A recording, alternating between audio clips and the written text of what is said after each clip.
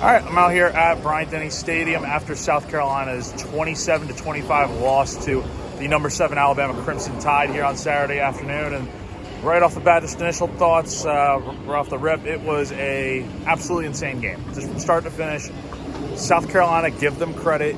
They really bounced back well after the performance last week against Ole Miss, where you only scored 3 points, and your defense had to do a lot of the heavy lifting.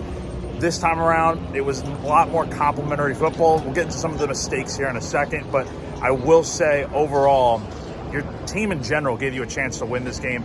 It's just a few things didn't go your way, and you had a few mistakes here and there that we'll talk about. But overall, I think you got to be very pleased with the way South Carolina played in this game, because it was a night and day difference compared to last year. I mean, this place was filled with a lot of people, 100,000 people. One of the craziest environments in college football, even for Central Time here, an 11 a.m. kickoff, but noon Eastern.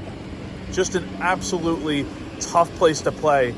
And you came out here, balls to the wall, as the players said, and let it be known that they are not going to be thrown around. You know, they're going to come out here and compete, and they're going to have a chance to win. And that's the belief that this team had, is they knew it was going to be tough, right? You had the loss last week to Ole Miss where you really just couldn't do anything. It was a downright embarrassing loss, but you came out, you competed, you played to the end. I mean, look, South Carolina had a chance on the final play of the game to try and win, and you did just about everything you could, but again, some of the mistakes hurt you. The fumbles continue to be a persistent issue for this bunch, right? Lenore Sellers put the ball on the ground a few times in this game, and it just isn't ideal. The sacks continue to be a problem too.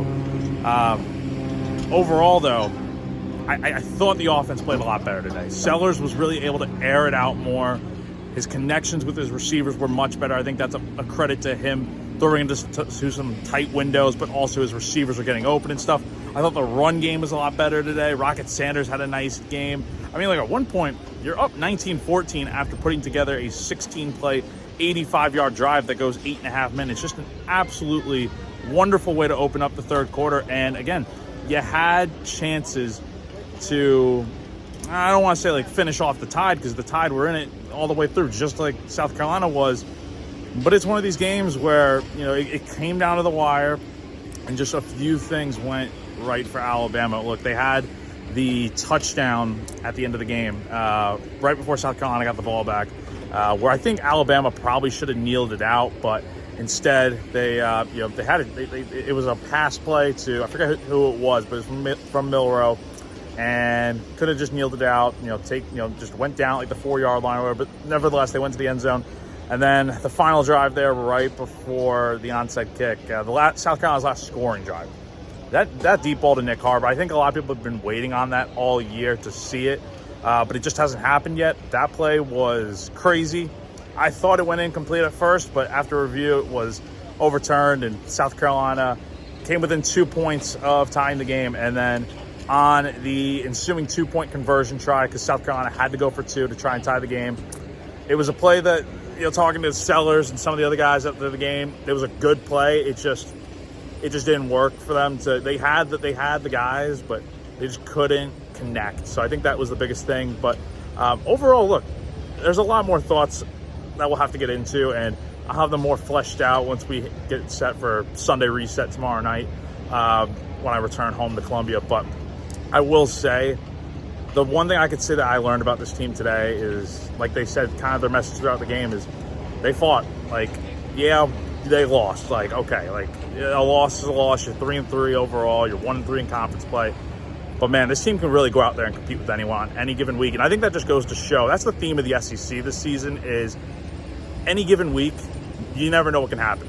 Vanderbilt beat Alabama last week when no one expected it. This week, South Carolina went out and nearly shocked the Crimson Tide at Bryant-Denny Stadium. I don't think a lot of people were expecting Carolina to even be competitive in this game, let alone win. And they gave Alabama everything they had. It just wasn't enough. And some of these mistakes that South Carolina's had throughout the year just continue to kind of bite them. The missed field goal by Alex Herrera, which was a long field goal. I mean, it stinks, but, it's not all on him. The fumbles, like I said, the sacks, just a lot of things. But you played arguably, I think, your best game of the year.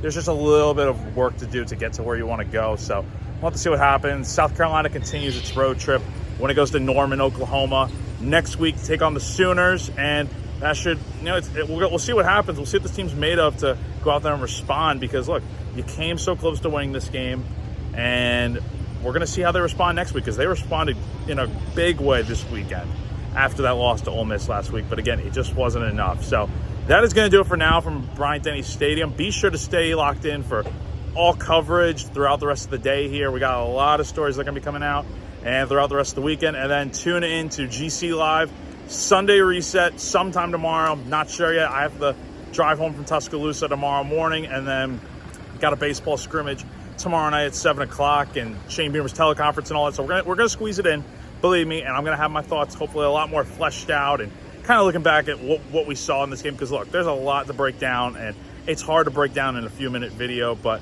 like I said, we'll have all coverage going on the rest of the weekend and moving forward throughout this football season. So for GamecockCentral.com, I'm Jack Veltri.